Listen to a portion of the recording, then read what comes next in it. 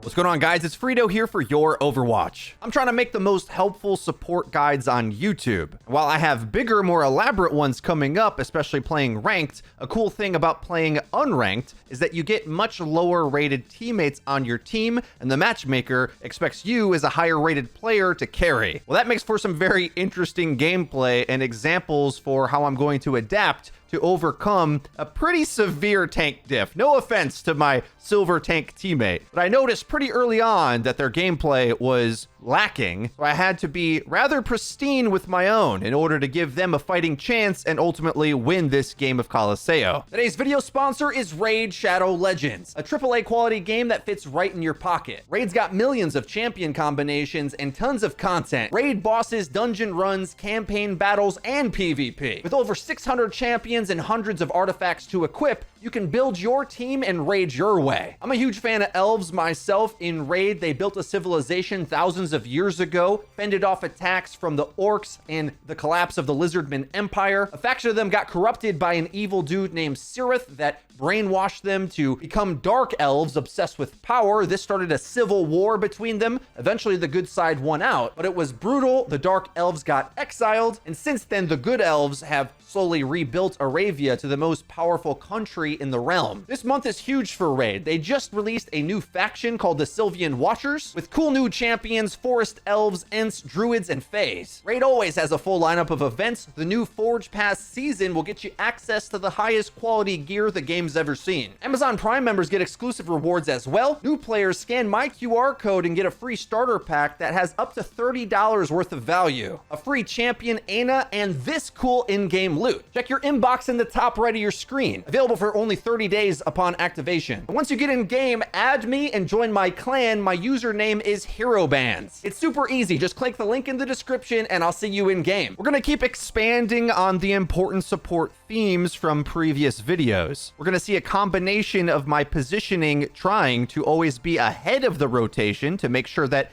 I am not the front line of the battle taking the majority of heat, and I'm near cover so that when I do peek out to deal some damage or look for some aggression, I always can peek back to make use of my support passive. One of the most obnoxious heroes to ever be meta is Roadhog, because he has a combination of tons of things people hate to play against. A big one-shot combo and incredibly tanky, so he's pretty forgiving to play on the current patch. Thankfully though, the Giga Hog era in Overwatch 1 was one of my strongest. I was a top 500 Ana at the time, believe it or not. Mainly because you can influence the tank battle in a very big way if you read the cooldowns that are in play very carefully and time when your abilities hit for maximum impact. We just saw an example of restraint from me. A lot of Anas would have took a sleep or nade on the hog coming up this ramp. But because it's a better angle for his team, and I know he's going to get around cover, he's at full health, he hasn't used breather, it's actually not going to be so great to blow my abilities early in the fight when the hog can get away, because my hog's not really in position to make use of it. In a sniper-esque pick-off style meta, you need bursts of perfect impact, not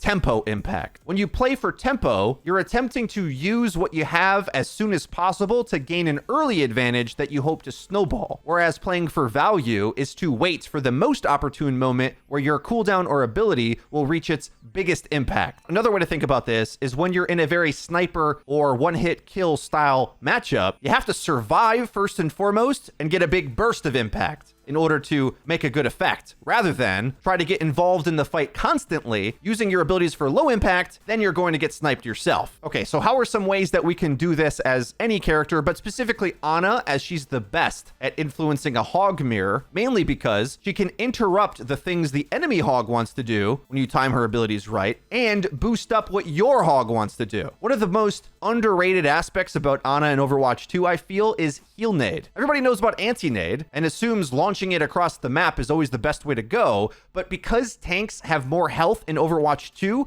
heal nade actually has a lot more value. The reason why you wouldn't want to heal nade too much in Overwatch 1 is there was overlapping tank kits, and in order for your tanks to run over the enemy's tanks, you needed an anti-nade exchange, but the extra life and the amount of extra healing you're going to get heal amping your tank is quite significant in the Godzilla mirror matches that are tank battles in Overwatch 2. And especially since Kiriko has the ability to cleanse your abilities anyway, you really gotta wait or position to set up higher impact ones because you don't want your abilities to go into the dirt to get cleansed. And well, they can't cleanse your tank, so the heal buff effect can't be removed. You can watch my Ana mastery guide for a much longer, detailed explanation of a lot of the mechanics I'm using, including crosshair placement, quick scoping, mutual nades especially are huge in the game because that gives you the best of both worlds, applying a debuff and that big buff to your team's tanking, and you're going to see me go for them constantly through this game. And the more you hit, the more chance you have to turn the game around. Now, as I've been talking,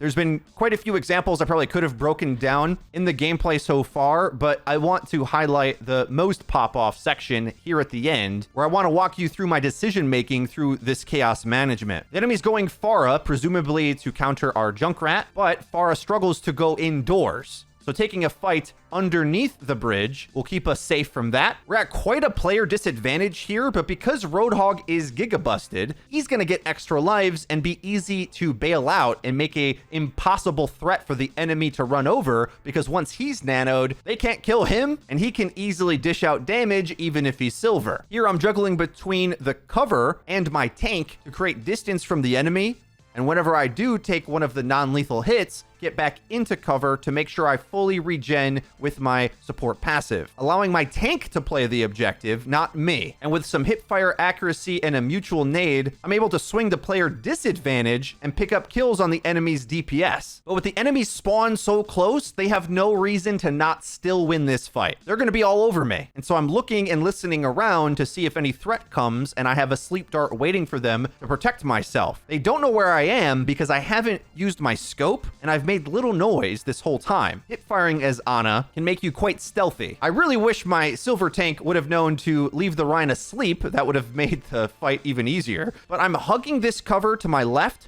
to make sure that I can't even be seen from the bridge. And the moment the enemy begin progressing forward, I use that as an opportunity to try to get to safe to the next angle. And in the mix of this, even though the enemy Kiriko is able to cleanse my abilities, and they're fighting in a Kitsune rush, we're stalling out the fight long enough for my DPS ult to come through with a limbs, making for a pretty epic conclusion. And this is what I mean about support being about the long game, and why a lot of players find it frustrating, because you have to do the right thing many times in a row to see the effect later on in the game. There's some duels as support that you must win, and thankfully this enemy are playing non-optimal heroes. Like maybe if they have a Sojourn, I just lose here. But at most ranks, as I've been reviewing your guys' gameplay, you shouldn't be afraid to shoot back even at a meta character. Specifically now in the Hog Mirror, remembering back to our principle about playing for value, not tempo. There's so many Ana players I still see using their Ana abilities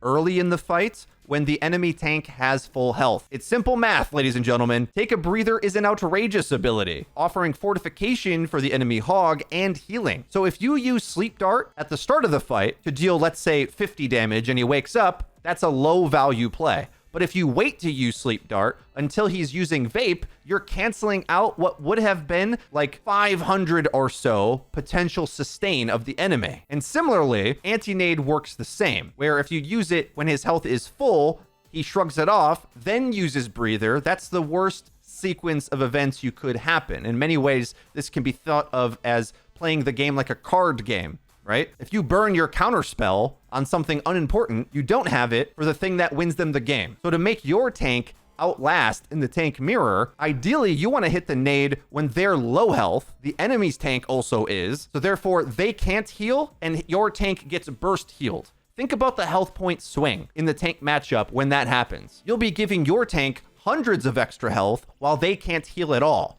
And this will go the same for a Reinhardt mirror or anything. And you can also think of Nano Boost as another way to add on to that heal boost sequence. You can time Nano to burst them up to health again after they take a big hit, making them a big punching bag for whatever big abilities the enemy are trying to put into them, other than maybe, you know, an anti-nade. You want to think about the explosion of the nade you're looking at and be already setting up lines of sight ahead of the fight to know where it's going to take place, to know that you're going to have cover to get to safety, and know that you'll be able to hit multiple targets with it ideally. The blast is quite big, so you don't want to aim it necessarily at your team, but where they're looking, and especially be waiting for when it looks like your team is losing a fight, they want to progress in and run them over. The nade can come through to undo all of that progress. But again, if you have already wasted it on a lower impact nade, you won't have that carry potential. As I say in my Ana Mastery Guide, a lot of this comes through with players' primary fire accuracy being too low, and you feel like you have to use an ability just to do basic healing. But most of that, I feel, comes down to simple crosshair placement, because my aim with my primary fire is not that great most of the time. I just play my angles intelligently and time my shots by holding smart crosshair placement as opposed to needing to flick like I'm ML7. You can still get to GM without great aim, but you do need great placement and timing. Another aspect of Overwatch 2, especially the push game mode, one that I think a lot of players don't really understand, is how to commit ultimates to actually get the checkpoint. Because even though we end up losing this fight later, committing my Nano to junk so that he can outduel the Roadhog means we're going to get the push robot to do the animation on this checkpoint. And that's going to be massive later in the game. You need your ults to overwhelm the key fights, which again is playing for value, even if it looks here like it's a desperation nano or something. This is like how the game is scored, basically, because later on when we win a fight, we'll be able to blow past this section of the map and start getting the bot around the corner instead. Whereas if you're stuck